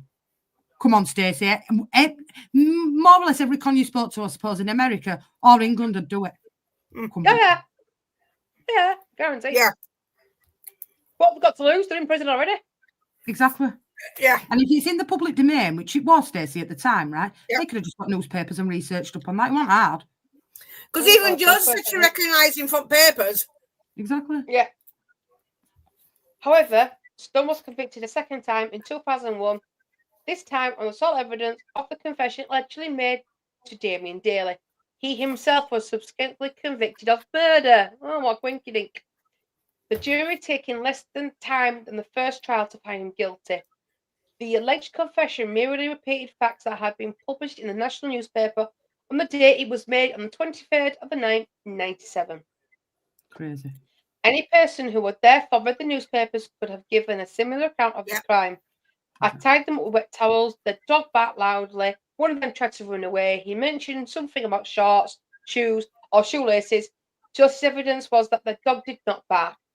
As part of the trial, the jury visited the prison cells where Stone's confession to Daly was alleged to have taken place and listened as an extract from a Harry Potter novel was read near the gap around the pipe during the 2 cells to determine whether the confession was plausible. So again, he's been convicted on one convict and that the talk through this pipe, and you've took the prosecution or you've took the fucking thingy and you into prison and read a book down there. Who's to say they didn't make changes to them pipes so they could have aired in that time? Let's be honest. Yeah. That's true. That is true. On the stand, Daly admitted he lied in court at the vigil trial when he denied having ever used drugs. I am a crook, Daly told the court, but he insisted that Stone had confessed to him. The judge instructed the jurors to find Stone innocent if they did not believe Daly. Once again, Stone was found guilty by a 10-2 majority. He was convicted. Barbara shouted, "Not again." To this day, she says, I can remember the jury members and the fact that one came back crying after the verdict. In the years since, MacDonald has presented evidence to both the Court of Appeal and the CRRC that Daley lied in the forms of statements from 5 people Daley alleged confessed to. In 2017, BBC interviewed an anonymous witness who also claimed that Daley admitted making the self-confession up. None of these efforts have persuaded the appeal court judges to overturn the conviction or the CCRC to refer the case back to the Court of Appeals for review. In 2014, 13 years after his testimony put Stone behind bars, Daley was convicted of murder. He is serving a life sentence. Barbara went to his trial. He made my life hell, she says. I wanted to go there and see if I could learn a thing or two. I'm not being funny about this, like CRC, yeah, and all these. How can any of them say that's beyond reasonable doubt to convict him? Yeah. And the guy that did end up, or was saying it, admitted to lying, and now he's been convicted of murder as well. He would offer it off They with don't want to admit they was wrong. That is true, but that is absolutely shocking that a bloke will have spent most of his life in prison for a crime that he never did. Because he gets out, he's found innocent, he gets out, gosh, he can bang in for a claim. He's going to get absolute fucking millions. That's why they won't admit they were wrong. But then they're all corrupt. And I mean, another majority 10-2. So we're another 10-2 swing as well. So not everybody were on that panel saying, I mean, if you've got jurors coming out crying, some of them were unsure. Not everybody could say that it would be on reasonable doubt. Even the jury, it's a 10-2. I mean, you all know as a jury, when you go sit in one of them rooms, right? You're the ones in the room. You and the other jurors. And some jurors can be quite persuasive, saying, well, you're wrong. We did it, you did it. And badgering another juror could actually make them change their decision on whether or not he is or he isn't. He never admitted it, even in questioning. He never admitted it. He never admitted it at all like that. So it's all very, very, very, very thin. Yeah. Really thin, like. Yeah. This would have been presented now. This would have been kicked out of court. I can't even lie. I mean, back. I know it's not that far back, but back then it's totally different to how it is now. That would have been kicked out of court. That's bad. Yeah. Really bad. Mm-hmm. Yeah. Stone continues to argue that his conviction is miscarriage of justice on the grounds that the evidence against him came from another prisoner who was described as a career criminal, who the Crown acknowledged would lie when it suited him. Stone's sister, who originally thought Stone could be indeed guilty of the crime, said in 1998 she had changed her mind and been persuaded that her brother was not guilty. However, she said that she suspected her brother of killing before. 1974. 2010, Criminal Case Review Commission, CCRC, announced that it would not refer the case back to the Court of Appeals because it had found no new evidence justify making a referral. As part of investigations, the CCRC had carried out a number of forensic tests on the material found at the crime scene at the request of Stone's legal team. Subsequently, Stone's legal team applied in 2011 for a judicial review, seeking court orders which would force the CCRC to reconsider their decision. As part of this, Stone's team cited the dismissal of the testimony of a new witness, prisoner, again, Alan King, who came forward to say that the prisoner Stone allegedly confessed to was lying. The Court of Appeal found that the CCRC was entitled to not to find the new witness evidence credible based on the length of time it had taken the witness to come forward. Yeah. Stone's legal team has asked the CCRC to re-examine a 1 metre, 3 foot by 3 inch long bootlace which had been used in the attacks and has been dropped at the scene of the crime by the murderer. With the advance in DNA testing, Stone's team requested the lace be examined using more modern forensic techniques to see if the attacker's DNA can now be found on it. However, shock horror, police said the lace could not be located. The lace they lost the lace, didn't they? I lost the lace, so that, and then so you take word of a prisoner that said he has done it, but then you won't take the word of a prisoner that said that the same prisoner has confessed to him that he was lying, but you took his word on it on 2 times when he were put in court, but yet you won't take somebody else's word on it that he's a prisoner, that actually that guy made it up. That's absolutely craziness, that. Yeah. So it's all right when it fits for them to use them. But when he wants to use it on his defence, they're not interested. Crazy.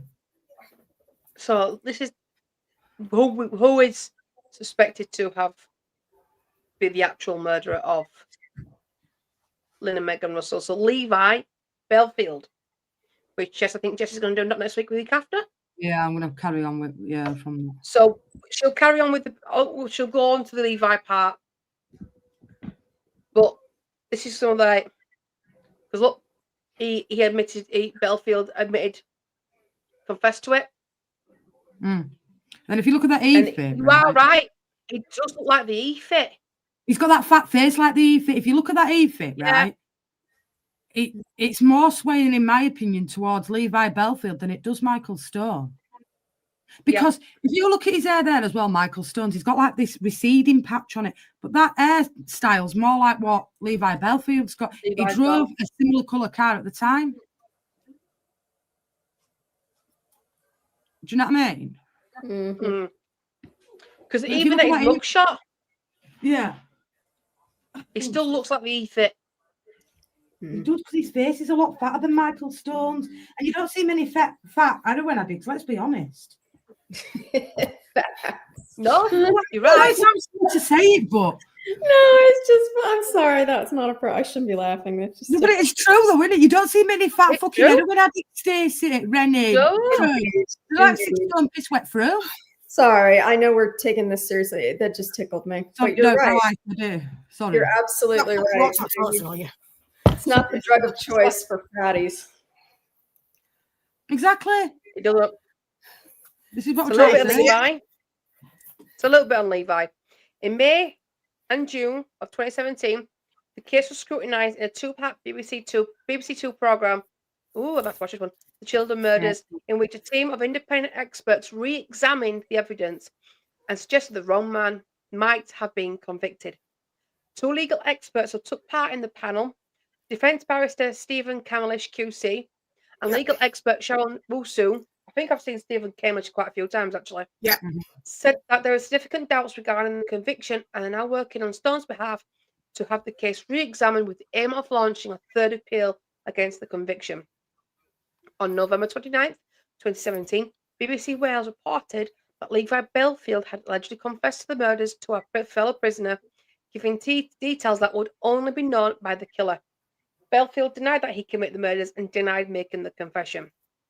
In February 2022, Stone's solicitor, Paul Bacon, stated that Bellfield had admitted to the murders in a statement containing details which, Bacon suggested, would be known only to the actual killer. However, a member of Stone's legal team stated that there was nothing in Bellfield's statement which was not already in the public domain, suggesting he could have fabricated it using known evidence. The detective responsible for investigating Bellfield's known crimes also stated to the press, "Knowing Bellfield as I do, this could be him playing mind games." The Metropolitan Police previously investigated allegations that Bellfield was involved in the Russell's murders and found no evidence to support the suggestion. There was no evidence to say that he fucking did it. Yeah, but when it's sorted, then they could use a prisoner. That would conflicting evidence to charge him. Yeah. But when somebody else is, they don't want to know. Thing is, right, he's just said that Bellfield made a statement that it was him that did the killings. Because it was in the public eye. But so did they. They convicted him in prison. Then that were in prison at the self and same thing that were really convicted on what they put in place. The things he said he'd done, only the killer would know, wasn't in the public domain. So how can they say it wasn't in the public domain when it was on the killer that had know what was said, what happened? That in itself is wrong. Because they're just trying to trick themselves by saying, well, Bellfield said bits and bits and bits and bits of this, that the killer would only know, and then they've said it in the paper. So how could it be in the paper if only the killer knew? Exactly. That was a lot of bollocks in itself. Contradicts itself, doesn't it, Cruz? Yeah, it does. It really, really does. It does. I love this stuff. Sorry. No. In April 2023, Bellfield's lawyer claimed that Bellfield had admitted to the murders during a conversation with a prison psychologist. Stone's lawyer declared that the signed confession by Bellfield had been handed over to the CCRC. However, Bellfield later retracted the confessions, and it was reported that he had sent a letter to Kent Police explaining that he only confessed for a £5,000 cash payment. Bellfield had previously stated in 2017 that he had been repeatedly offered money by Stone's defence team to confess to the killings. Oh dear. The senior investigating officer on the Bellfield case, Colin Sutton, commented, "My view is that Bellfield knows he is in prison forever, that he has somehow joined up with Stone and offered to lie on his behalf for payment." Bellfield's 2023 letter claiming that he'd been offered £5,000 to confess was passed to the CCRC. Ultimately, in July 2023, the CCRC announced that Stone's case would not be referred to the County Court of Appeal, as there was no real possibility that the court would overturn his conviction.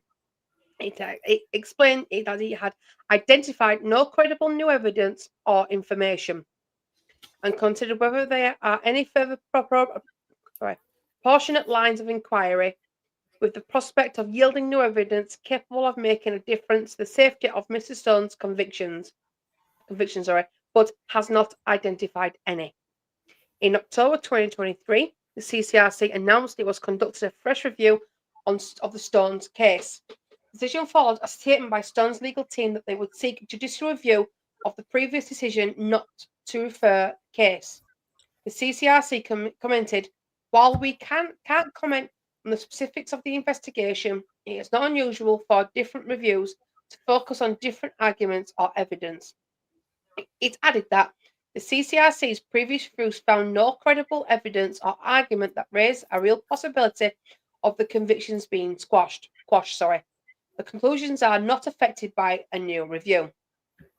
As part of the review, the CCRC announced in November that it was performing a new forensic testing on the evidence in the Russell's murders using a technique that had not been discovered at the time of Stone's conviction. That's crazy. Discussion, or do you want me to continue? No, go, Stash, right. Continue. Stone's legal team have argued that Levi Bellfield could be responsible for the killings. However, Bellfield's partner at the time, Joanna Collins, has insisted that she was with him on the day of the murders as it was her birthday. She told investigators this, and it was an alibi that the detectives found credible. Collins had helped detectives convict Bellfield for his previous murders, such as in Millie Dowler's murder, giving evidence that he knew the area where her body was left. And in regards to the Russell murders, however, she commented in the BBC documentary in 2017. "My daughter was born in 1996, and that was the day of my birthday. He never left my side all day and all night. So there's absolutely no way he could have got from Twickenham, where I lived, or Windsor, where I kept my horses, to Kent, done what they said he did, and got back without me not knowing he was there. I can, hand on my heart, I hate to say it, but I can say it under my heart, he didn't do it."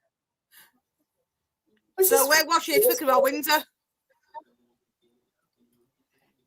What you saying? I was going to ask if that woman was rich keeping horses at Windsor. Yeah. She was well-to-do lady. Stately home and everything. Right. Go back to it, Stacey, because it says. So she says, absolutely no way he could have got from Twickenham, where I lived, or Windsor, where I kept my horses. How does she know how far it was? How does she know how far it was? Wasn't she? And so, how does she know how long it takes to get there? Why she done it before or something? Yeah, but she was in hospital the day this happened, so how could you got there anyway if it was with her? Like she says it was. Because she's talking. Yeah, it's kind of contradicting that, isn't it? She said, "My daughter was born in 1996, and that was the day of my birthday. My child was born, so how could he never left my side all day?" So she was in hospital. She was in hospital. For him. It wouldn't have been able to stay. They go, see, that's wrong. I got that bit. Contradicts itself, doesn't it? Yeah. So Levi Bellfield's crimes with murders of Millie Dowler, Masha McDowell, and Amelia Delgarangay. Criminal charges. That's that last that he murdered with a slab in it. Yep. He took the brick on a field. Attempted murder and murder. Yeah. No, he definitely is Michael Stone guilty beyond a reasonable doubt? Chat, what are your thoughts? Excuse me. And for your thoughts, I will stop sharing the screen.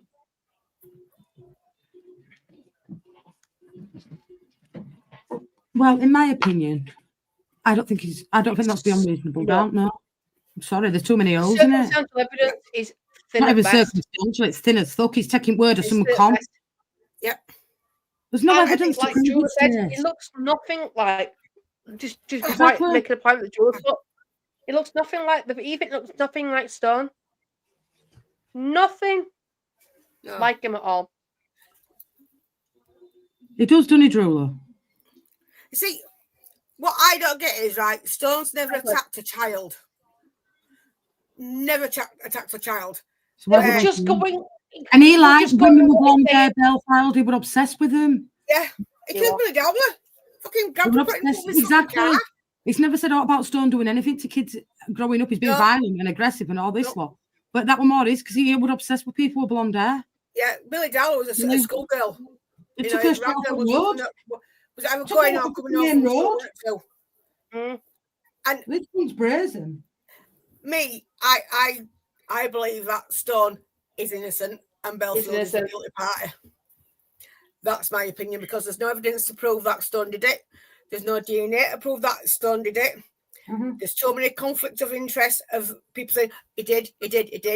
Yeah, you're convicts. You've been known for murder, you've been known for this, that, and that. You're convicted him on the word of a criminal, word of mouth. That's all he's been convicted on, word of mouth. He hasn't been convicted on any evidence to say it was there. They've got nothing. He's been convicted on basically somebody talking through a pipe who's a criminal themselves anyway. So how is that beyond reasonable doubt? Because in my opinion, that is not beyond reasonable doubt. It isn't. I don't know what it'd be like in America, Rennie, in your courtrooms, but in my opinion, that is not beyond reasonable doubt. Yeah, nice. And if it's not a full vote of 12 jurors, it's sent to two of the jurors believed you were innocent. I was going to say you wouldn't have even gotten the conviction over here because you have to have a unanimous jury of 12. So it would have been a hung jury over here. Yeah. I just don't see how you can convict him on word of mouth, Rennie, or somebody talking through a pipe. All that stuff was in the public eye, Rennie. What was said in court, what we all knew as people. Yeah. It's not definitive, is it? It's not like they've got a fingerprint or a DNA. There's nothing other than somebody's word of mouth. There's no rock-solid evidence. There's nothing? Yeah, there's no rock-solid evidence to prove he's ever attacked a child, which I find that why would you go from doing that to doing that? It doesn't seem right. Yes, I know smackheads can be quite devious, and trust me, I know. Yeah, but I don't understand why I'd go from attacking adults to attacking a child for no reason at all. I don't get that bit because it's not in their mentality to do that. I never took any money or personal, but he had an obsession with people with blonde hair, Levi Bellfield. Yeah. Mother did as well. She had blonde hair, the dog were blonde. Yep. Do you know what I'm saying? Like, how can you convict somebody on saying something through a wall? Yeah, you can't rely on a convict's statement of another convict because it's tit for tat. They're all in the same place. Because he did it, he got his charges dropped. Yeah, exactly. But I think he is innocent. There's not enough to convict him in my eyes. There's not any evidence. There's too many if, why, and when, how. Now it's not enough for me to convict a man like that, and I think he's innocent. In fact, I believe he's innocent because there's just no chance. Why would you convict some guy on evidence that ain't even there? Don't even prove he was there. There's no DNA. No smoking gun, is there? You know what I'm saying? There's just nothing to say he committed them murders. Other than somebody that's read it in newspaper and spoke through a pipe. Yeah. It's what's the word I'm looking for? I will think about it in a minute. Let me think of it. It's not beyond reasonable doubt for me, and I don't know. I'll be honest with you. I don't know how we got convicted in first place. Evidence. There's nothing to suggest that Stone did it at all. And to be quite honest with you, yeah, he's a smackhead. Yeah, he needed the buzz. He stole things. He went for adults, not for children. And I don't know. I think he's innocent.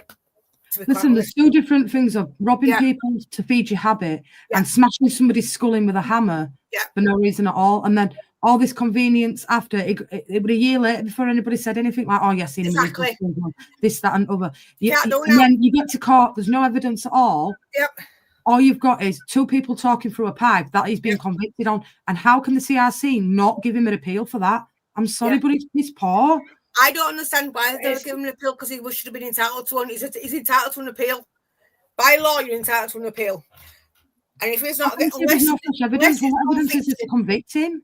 Unless it's proven that it's happened and they're the one that have done it, then they don't get an appeal. But he wasn't proven he did it. There was no way they proved he did it. So why wouldn't he allow an appeal? I don't get that.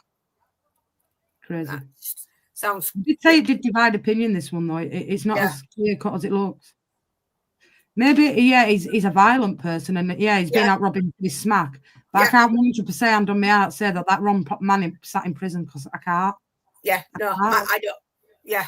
And even if it is him, and he did do it, how many times has he been? There's been flaws to prevent this within mental health service, because nobody wanted to deal with him because they don't know how to deal with him. Do you know what I'm saying? So a lot of people, if he did do it, have to take responsibility themselves as well, because they all put him off for pillar to post. You know, it just was somebody that was easy to pin it on. That's all it was. I also think that the fact that they turned around and said that they couldn't handle him was the easier route of them saying, "You did do it. You did. He's threatened with Amazon stuff. Yeah. We'll do that. That means he gets locked away. We don't have to deal with him anymore." That's exactly what they did. They lied and said, "Hey, we're going to do this. We're going to do that with us." We would have said that a year later, because it means that we didn't have to deal with him. They couldn't handle it. So then it's down to them for not being honest and telling the truth. They could have put him in Broadmoor. They could have put him in some secure unit. We've got it here. Well, I won't say it's secure here, actually. In fact, we've got two here. One at Seacroft and one in St. James's. But to do what they did and lie about the evidence and then get convicts to say this shit and that, it's hob now. There's nothing to convict a guy who's innocent of a crime he didn't commit. It's simple as that. What really burns me up, and it happens over here a lot too, is losing evidence. Yeah. It's inexcusable. You have a chain of custody. How does shit go missing? How did you lose the lace? Like, exactly. It's all logged and tagged and exactly signed in for, signed out. Like, you should know where miraculously come out when he's dead. And they're finding a lot of this shit now because they can go back and do more and more advanced DNA testing with less and less material, right? Mm-hmm. So they're going back to innocence projects and testing stuff now. Yeah. And many of these cases, they go back and find out critical pieces of evidence are missing. And that just burns me up. Like, how? Yeah. Lazy. It's true, it's lazy police work. Yeah, shitty things. They know if they hand that bit of shoelace over, it'll prove that he's innocent, and then there's going to be shit to pay, and you know what I mean? Like, there's going to be problems, there's going to be money to be paying out, so it's easier just to keep him in there. Yeah, I'll stick with what I've just said. When he guaranteed now, when he dies, that lace will miraculously reappear out of nowhere. Yeah, he can't speak for himself because he's dead, which is happened because quite he's a dead. lot. What do fuck off because he's dead? No, it doesn't Or serve. they'll do something, realise he's innocent, and go, oopsie, it's back on the hand. Well, it doesn't serve the interest of the people. Like, it doesn't make you or me or anyone else safer. Like, that's what burns me up. Like, test it, and so we can really know if we've got the right person in jail. You know, because whoever did that, you don't want them out on the street. And maybe it's not Bellfield, and maybe it's not him, and maybe it's some person that they never looked at, but this person is out walking around. Like, you don't want that. I don't know. It just... Yeah. I think it's too many inconsistencies to prove he's guilty. There you go. I said the word. Yes, there's far too many. There's nothing damning. No. There's no physical evidence tying him to the murders. There's no witnesses tying him to the murders.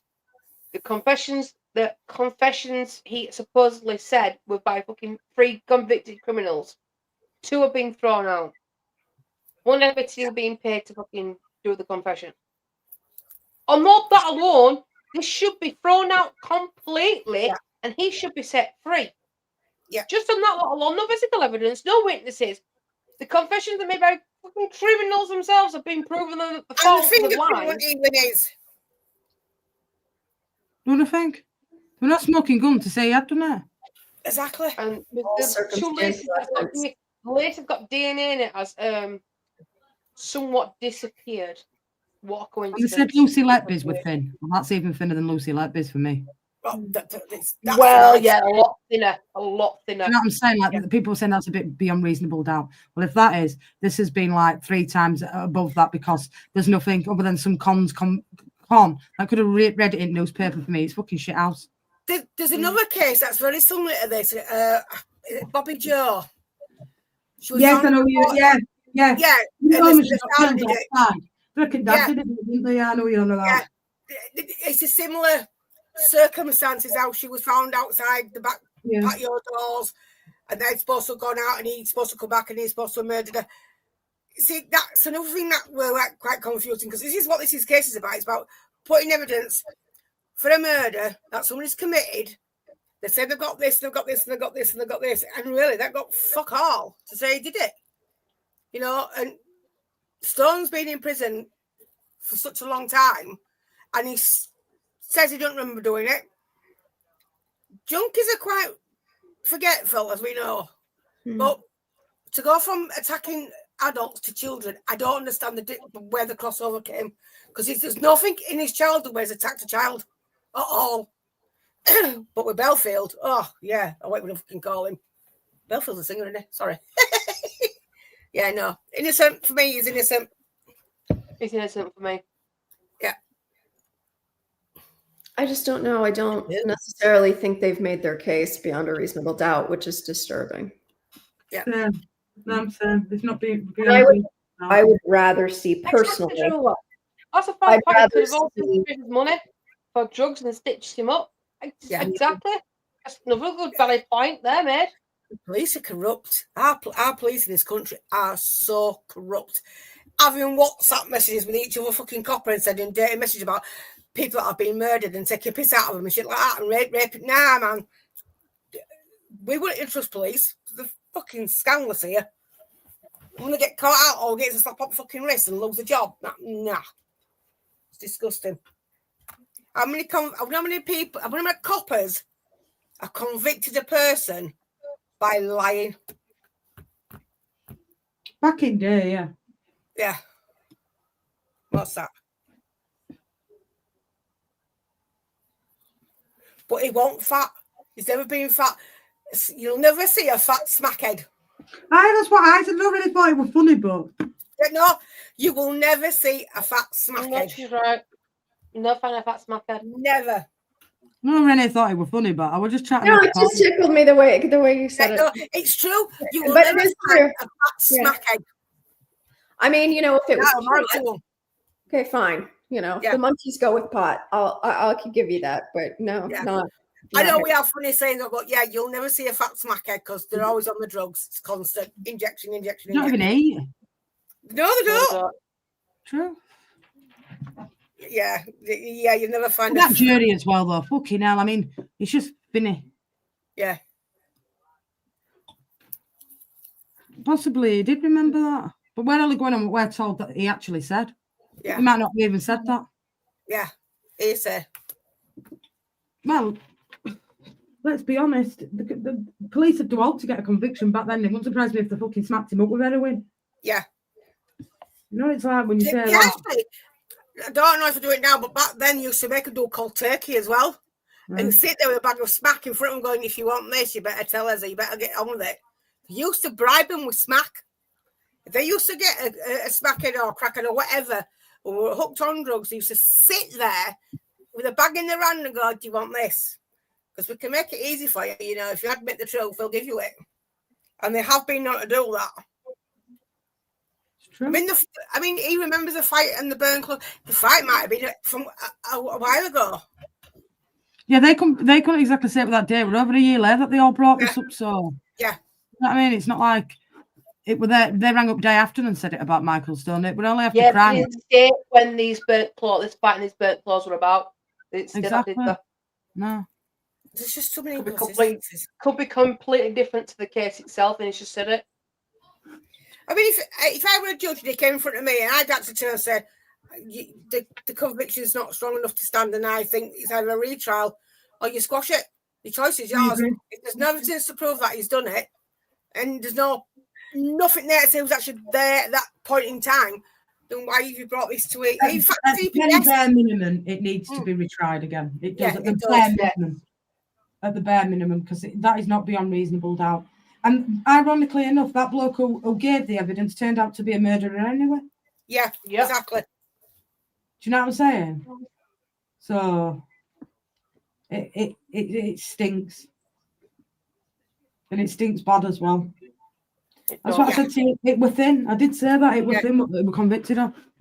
Well, see, I watched a documentary about this. It was I think it was a three programmer, and they went into things, and I watched that and I listened to that, and I was thinking, but if there's no evidence, why are you convicting a man that's innocent of doing fuck all? You know, you convict him for things that are not true, and you've proven it's not true, but yet you still convict him. What kind of justice is that to a guy that's been convicted of murders and attempted murder? That's something he didn't fucking do.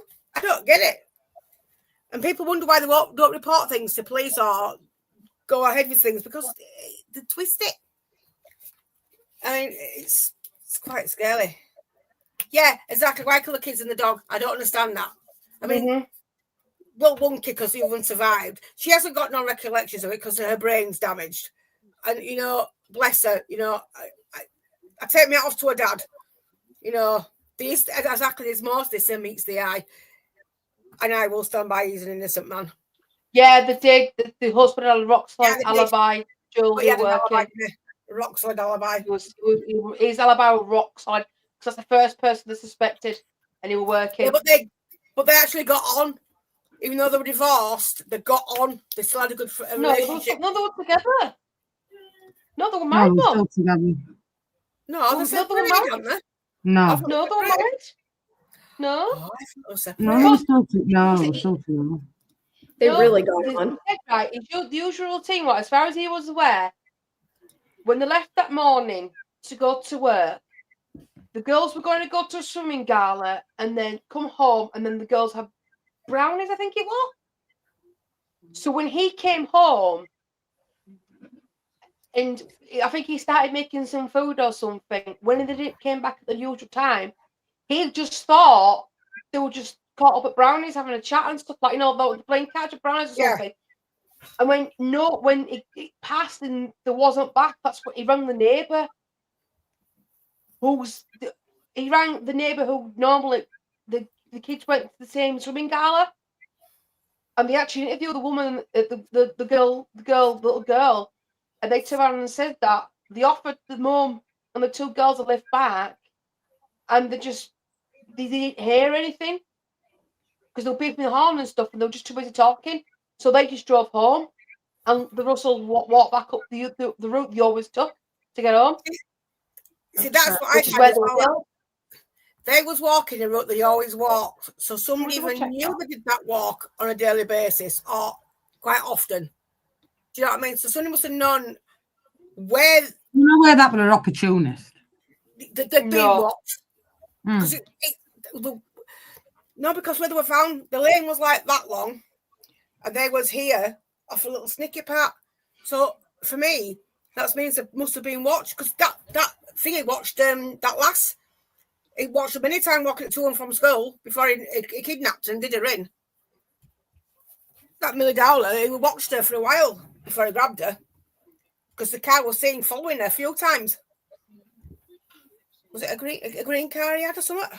No, red. But red? Yeah, red at that time, and he did that to Millie Dowler, yeah. It's just I don't understand why people do that. Big up James, man.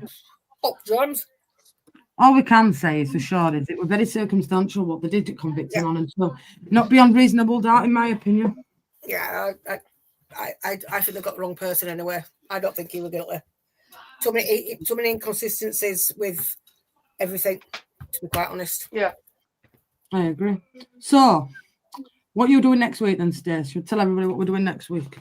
I'm doing Gary Ridgway, the Green River Killer. So that's next week's homework for you peeps. Green River Killer. Yeah. Now, that is an interesting one, because he was married 3 times. And they're not wives, no? Nope. Oh, God. Stacey, send me He that was on the married. text. I can have a look at that because I don't know if I know that one. He was I don't married. know too much. His third marriage. She believed he didn't do it up until the point she heard him confess. And that was Right. it. She automatically divorced him. And she lives with the guilt. Mm. Yeah. Yeah, definitely have to learn about them. It's a you ought to kill prostitutes though. Yeah, but still somebody in it then. I mean, what? Yeah. No, I didn't go like into homes and stuff like that. So that's why I managed to get away with it for so long because it only went for prostitutes. Well, that was that guy that did it over here, didn't he? He dumped him in fucking. Oh, the crossbow cannibal. The crossbow cannibal. The 5 prostitutes. Was it 5 prostitutes or 6? Yeah, the 5. crossbow cannibal. Yeah. Yeah, Just cannibal. dumped him in fucking water. Oh no, face down. crossbow killer. Well, that was it. Was it I can't remember his name. Skipton? Eh? Was it Skipton? What did it? Yeah, Skipton. Yeah, Skipton. Yeah.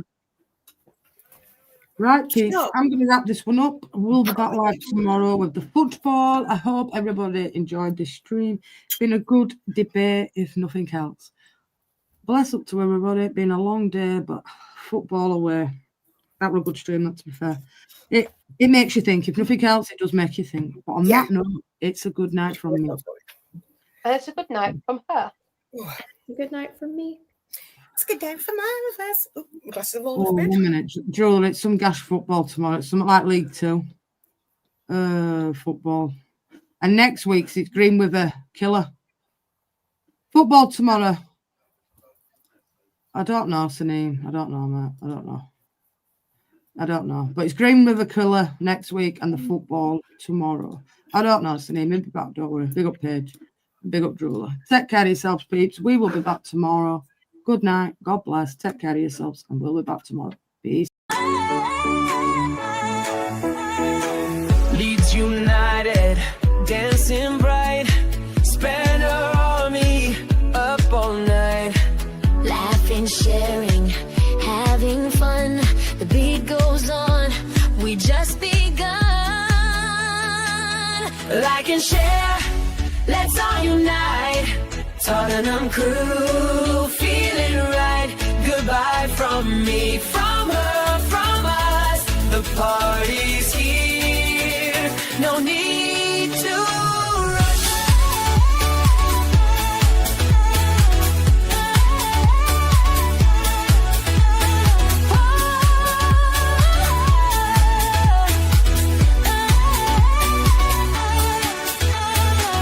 Army strong, the baseline drops. Spin around, the fun won't stop. Laughs and cheers, a groove we